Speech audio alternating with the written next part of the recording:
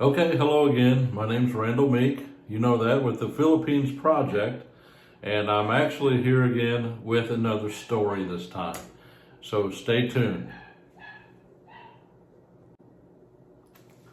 Hey, I want to congratulate everybody on the channel. We have actually reached 2,000 subscribers as of now.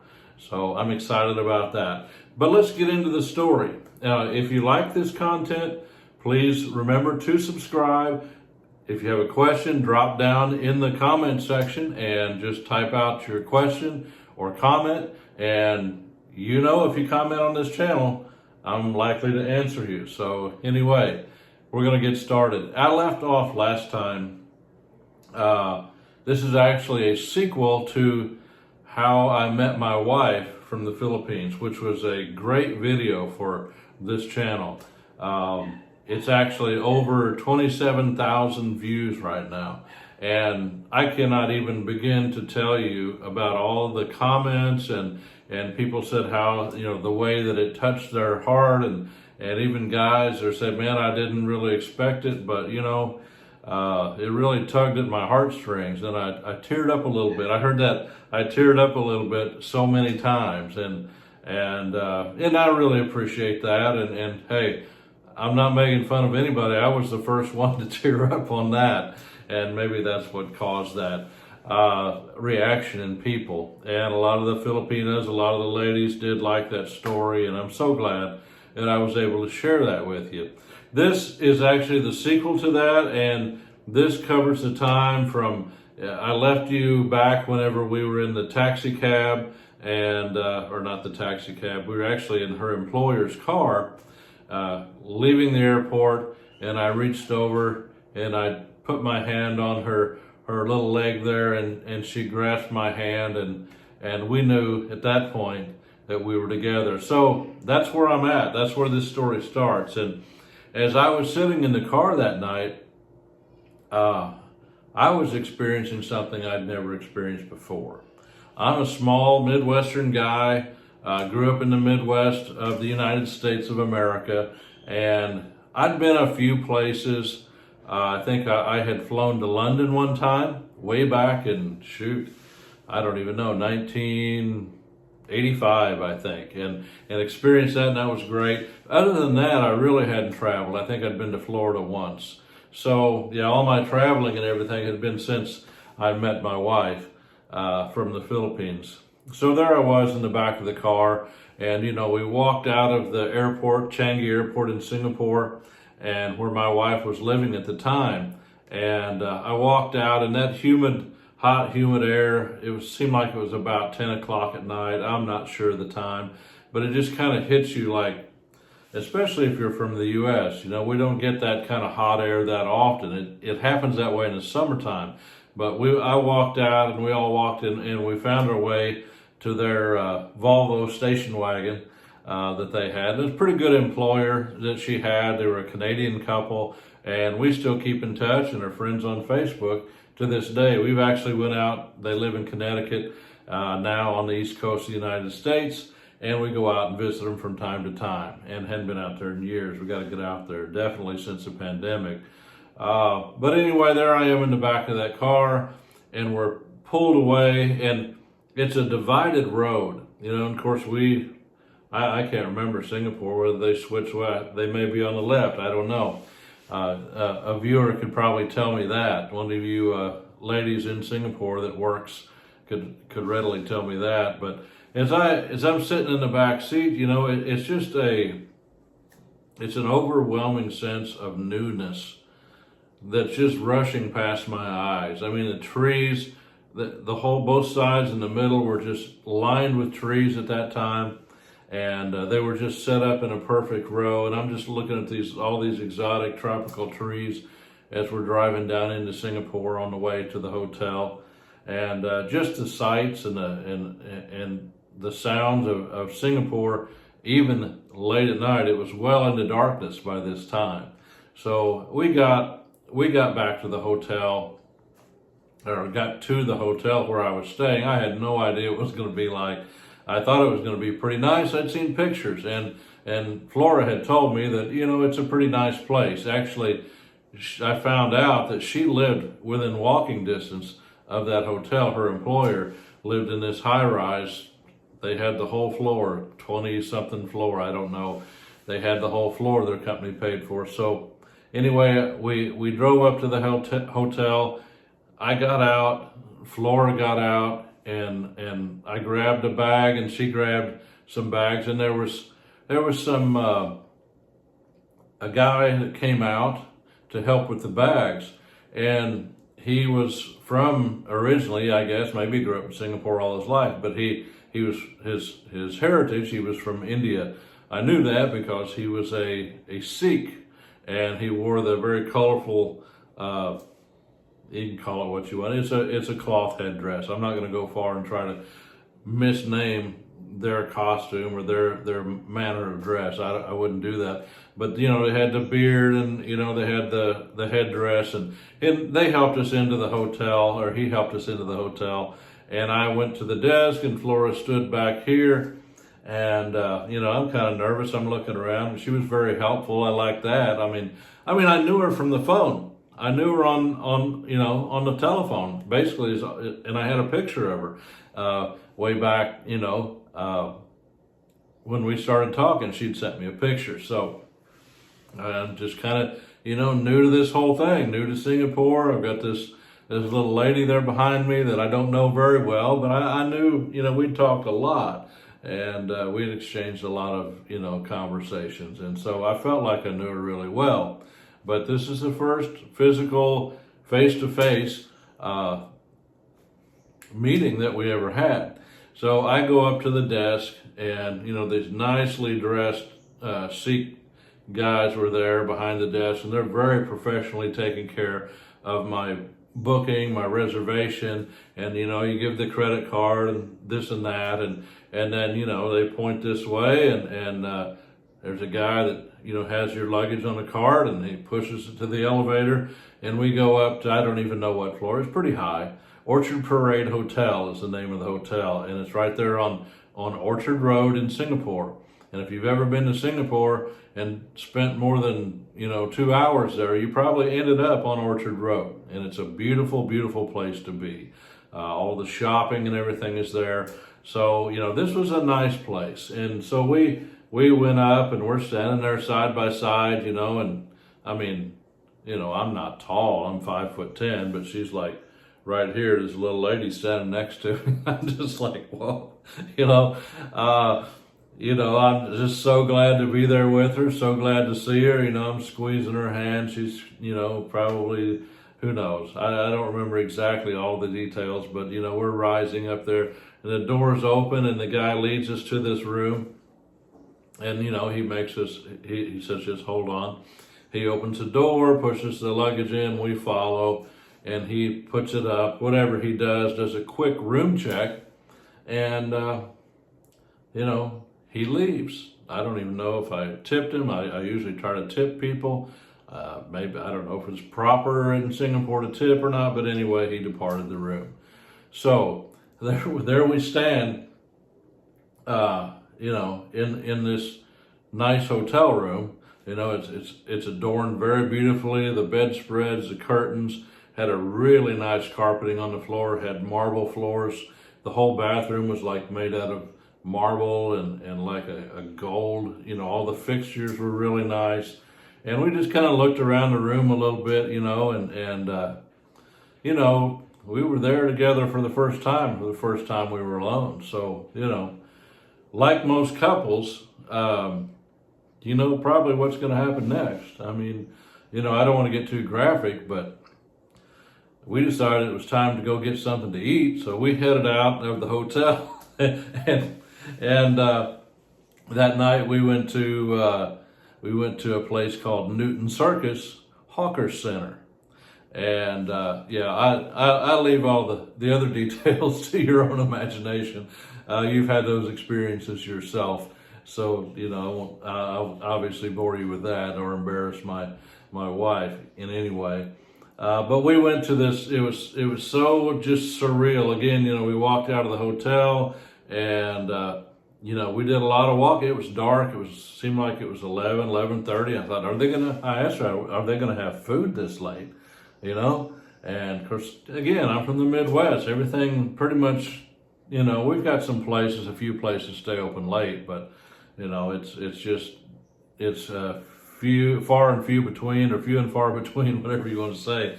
But here, this is Singapore. This is a huge, for me, it's a huge city, and a beautiful city. So we walked and we come to this little place called Newton Circus. And I'd never been to a hawker center. I didn't really know what it was. I had an idea. My idea was, people are going to be shouting, "Hey, come over here and try this food." That's not the way it was, but I had some sort of mental picture of what it might be like. And so we go, and of course she had been there so many times. So, on Sundays, all the all the OFWs, the overseas Filipino workers, if they work in the, as a domestic helper, or they work construction or some type of maintenance, all the Filipinos, the Indonesians, there's tons and tons of Filipinos in Singapore. So, they get to go around and visit the city. And I've experienced that a few times. We went back, and it's like, man, Sunday, it's just full blast. It's Filipinos all the time, and that's great. So we went to Newton Circus, and we're just walking around, and I'm like looking at each stall, and she says, "Oh, this is this," and she seemed to know all the terminology. She seemed to know all the foods, and probably not all, but she knew a great deal about the foods there. And this was a great place to stop and eat. And I think we got this dish, and I should have looked it up before. I'll look it up later. I'll try to put it in the comments section. But we had this, I had this dish, and I believe it was squid.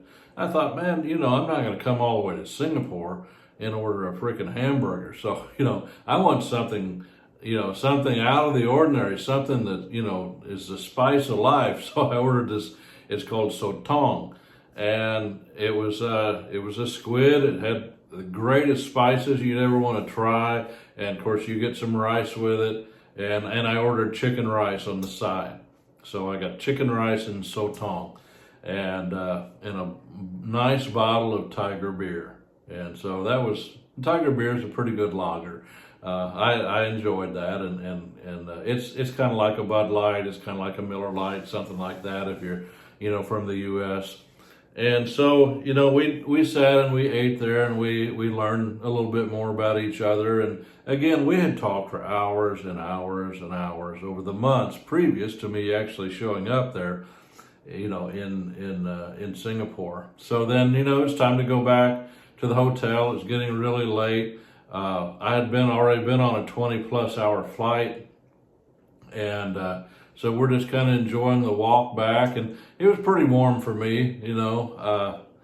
I wasn't used to that kind of heat, and it was December, so I definitely wasn't. In the States, it's always cold in December, so I definitely wasn't ready for that. But it was kind of warm, and it's more walking than I really on a regular basis ever have to do. So it's a little tiring, or a little bit hot. And so I never will forget, just one little side, we walked by, and there was this bicycle just kind of leaning up against some bushes.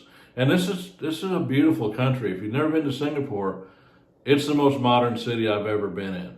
I mean, it's more modern than any city in the United States. Don't think I'm going to some third world country, because I'm not. This place is absolutely beautiful, and I've been back a few times, and it just gets more beautiful each time I go back. So, we go back, and there's this bicycle leaning against the bushes, and I said, aren't they afraid somebody's going to steal that?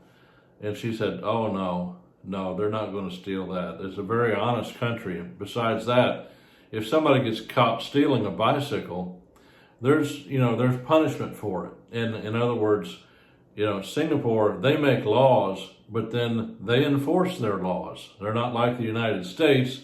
You can do whatever, it really depends on your social status, How many times have you heard a judge or something like that gets a DUI? You think he's spending a night in jail? But you and me, we would spend a night in jail automatic. But anyway, Singapore, whatever laws they have on the books, they enforce. And so the bicycle's just sitting there by itself. Somebody probably came back hours later, picked it up, and went on their way. So we walk and we get back, to the hotel, and it's pretty late. It's probably almost 2 a.m. before I got to bed. And she had to go. She lived, again, a short distance away, but she had her responsibilities still. And they really, I'll have to give them credit, they really let her have a lot of time for those 5 or 6 days, 5 days, I think, that I was there.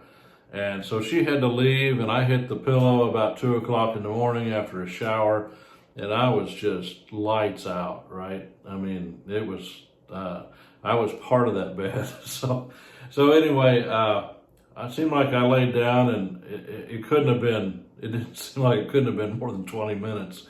But it was about 5:30 in the morning.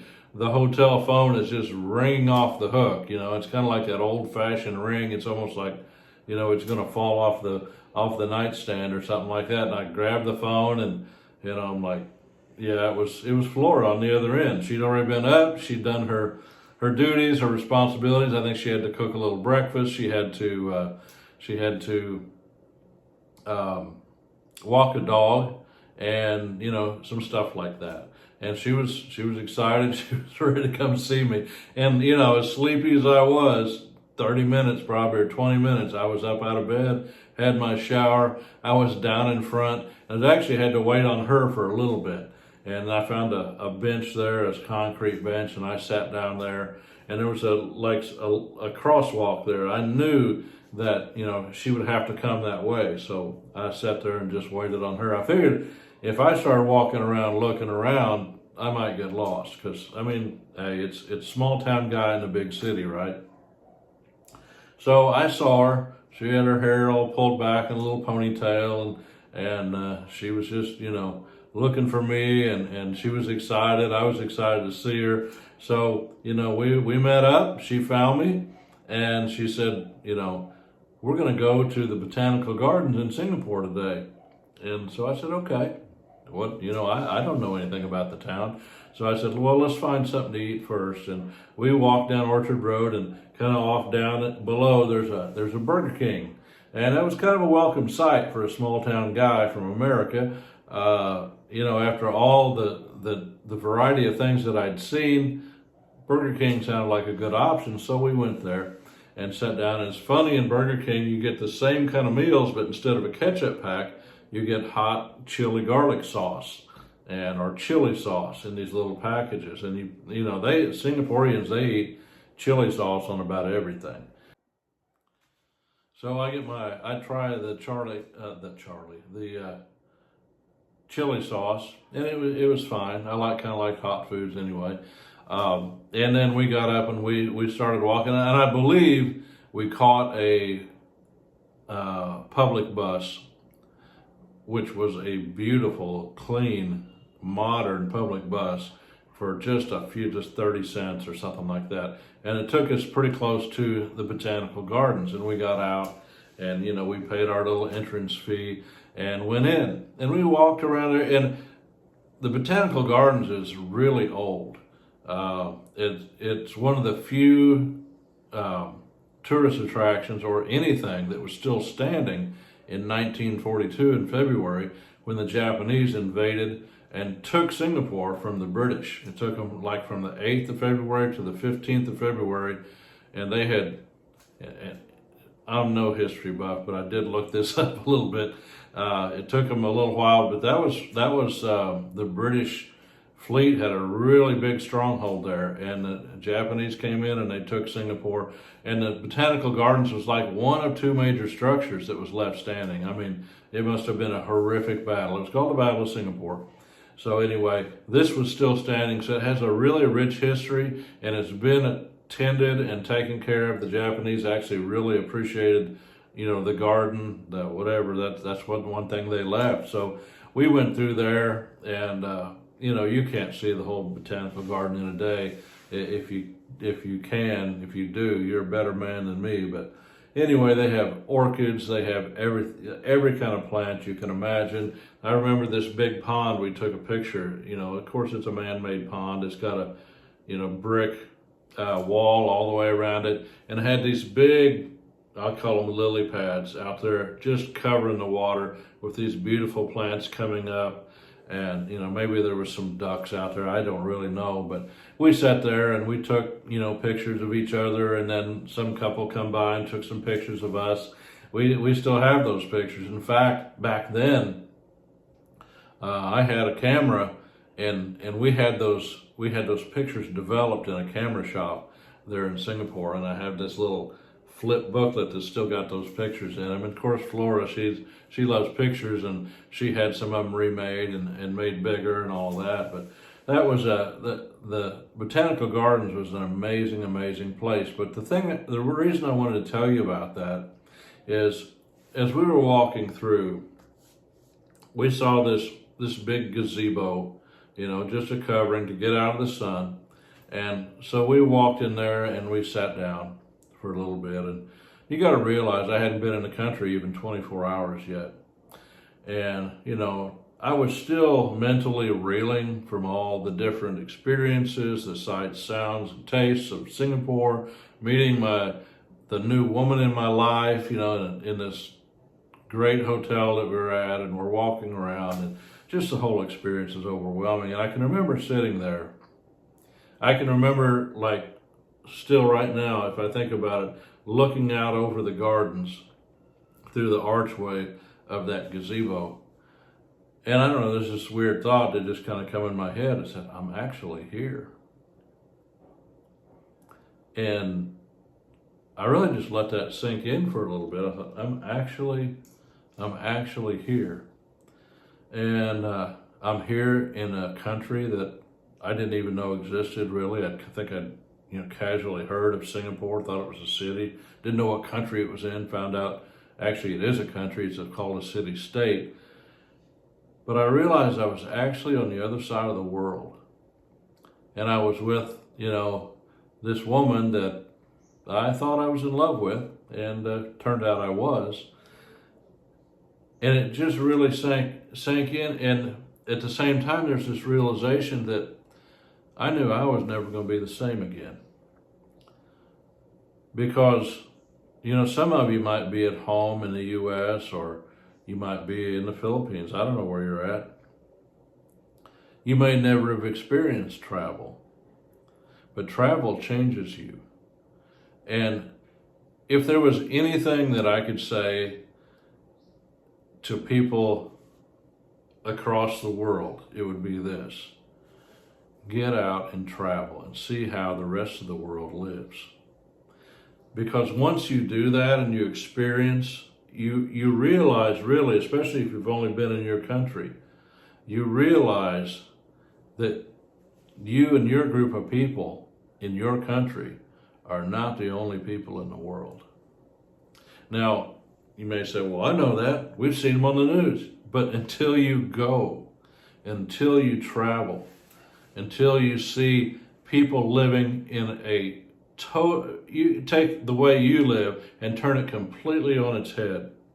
Until you see that there's thousands and thousands and millions of people who live lives so completely different from the way that you live your life, and yet they still live a good life.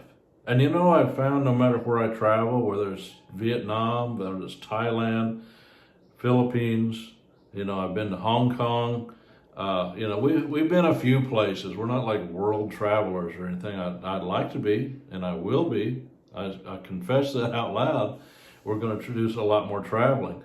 But I would say to travel for sure. And I'm not talking, I hear a lot of people in the States, well, I've got 50 states I haven't seen yet. Well, yeah, but you have a pretty good idea. One Walmart pretty much looks like the rest, and a Popeye's fried chicken you can find in LA, or you can find it in New York City. It's pretty much the same. And there's a lot of beautiful things in the United States, and I plan on seeing a lot more of those. We've done our fair share of traveling in the United States. So anyway, we were there, and I realized that I was on the other side of the world. I was with the woman that I loved, and just the gravity of that really changed who I am and who I was on the inside. And, we had a lot more little travels within Singapore. We'd take a bus here and there, and we'd walk. And she walked so much, and she said, "Well, we can just walk everywhere." Like, yeah, you're 108 pounds, and you got this little tiny pair of flip flops on, and I probably was 160 pounds back then, or 165, and I don't think I'd ever wore flip flops in my life. And I had some kind of tennis shoes or something. Then we went and bought some. And man, she blistered my feet. We walked so much. We went to Chinatown. We went to the Indian part of Singapore. We went to the Hindu temple. We went to Buddhist temples. We went all over the place. I wanted to see everything that I could. We saw the great fountains, the Merlions, and all this kind of stuff. We walked down the Clark Quay, which is, right there, the river that goes by, and there's a lot of small shops and some beautiful restaurants. We ate dinner on this boat that sat out there in the river. And we did a lot of things, and it was such an enjoyable experience, but so short, 5 days, right? And that was the first time that me and my now wife were ever together. So it was getting close to the end of the trip for me, and I'm going to go to the last night that I spent in the Orchard Parade Hotel. And she came, her employers knew that I was leaving the next night. I met them, and they were fine folks, very fine. So it was late, and I had a lot to pack, and she was there with me. Actually, I'd bought several things, and I didn't think I was going to get it all in the luggage. But she knew I was tired, and she said, "Honey, why don't you just get some sleep? You got to get up early tomorrow, and, we got to go to the airport. I'll take care of the packing." So I said, okay, and I got my shower and went to bed. And the last thing I remember, as I kind of raised up, and I can still remember seeing the back of her head, and I think I talked to her a little bit, but she was kind of sitting on the floor, and she was packing my things. And, I never really had anybody actually pay that kind of attention and care to me before. She made sure I was taken care of, and I made sure she was taken care of, Some people say, well, now that you have her, she's going to wait on you hand and foot. I never wanted that. Never desired that. I respect her. And this little story is one reason I do. I remember looking at her, the last thing I remember, and she was packing my stuff, and I went off to sleep. Well, the alarm, or she woke me up or whatever, I don't know. I don't really remember, but I do remember this, and I found out later, she spent the whole night right there at the foot of the bed, going through my stuff, and she got it all packed up, and she said, "You don't have to worry about it. It's all together." And what I didn't realize, about an hour later or 2 hours later, we were sitting in the Changi airport, and it was early morning. There wasn't a lot of people there yet, and my flight was a pretty early flight. And we stopped and we sat down at this little cafe right there in the Changi airport, little food area, little cafe, and sat outside some tables. I didn't think they were open. So we sat there and we talked, and that's one of the hardest conversations I think I ever had in my life, because you're at the peak. You're at the peak. You've been to Asia. You've met the woman of your dreams. You think, the limited experience I had, I was pretty satisfied. I was sold. And we're sitting there talking, and it was really hard to talk about the obvious thing that I was getting ready to leave, and she was going to go back to work. And that's hard to take. So we kind of avoided the conversation a little bit, and finally I just remember saying, I don't really want to go. I knew I had to, but I didn't want to go. And she said, I know, honey, but you know, this is what we've got to do, you know. And I had to think, you know, as I was thinking about this video, what was going on inside of her head. Here she is, you know, she's a Filipina, and she's just a maid, right? She works for expats in Singapore. You know, did she have a great 5 days that she could look back on, maybe with some regret, or maybe fondly, I don't know. Did she think, is this guy ever going to call me again? Even though I assured her that, you know, hey, we were going to be together. But how many times has that happened to somebody, some maid in Singapore, and the guy never calls back. He never comes back. You know, it's just all about one thing, you know. So right before I had to go to the gate, she gives me this card. You know, it just tore my heart up. You know, she gives me this card and a picture of her. And she'd been up all night long. I didn't realize this, but when she gave me that, she said, yeah, I was up all night. And she wrote me like this 4-page letter, both sides. I mean, and of course it was in an envelope. So I took that to my gate and I checked my luggage and I got on the plane and headed back. And I'll tell you this, I did not dare open that letter on the plane. There was no way that I could have kept my emotions together in that public of a situation. So I waited and I read the card and looked at the picture from time to time and changed airplanes. And, you know, I got home and opened that letter up and just sat there, you know, hey, we all do it. Guys, whether you want to admit it or not, you know, a situation like that, or that little lady, she wrote all those words, you know, that was just like, and you know, it's kind of, if you have a Filipino, you'll relate to this, especially, you know, if they're still learning the English language, it's in that broken, you know, imperfect English. They think they have to be perfect, but we love the imperfect English, don't we? We love it. It's so cute, you know, and that's one reason it makes us fall in love with them. And I opened up that letter at home, and it's a good thing I lived by myself at the time because it was tough to take. It took me about a good half an hour. I finally regained my composure, and we began again calling, you know, back and forth. And that was December, early in December. Like, I think it was, I got the paperwork filed. I filed for what they call a K-1 visa, and which is a fiance visa, they call it. I got a lawyer. I probably wouldn't do this today, but I got a lawyer and immigration lawyer, and I filed a K-1 visa, and in August 15th of that year, she came and she landed in St. Louis, Missouri, and we've been together ever since. And she loves to travel.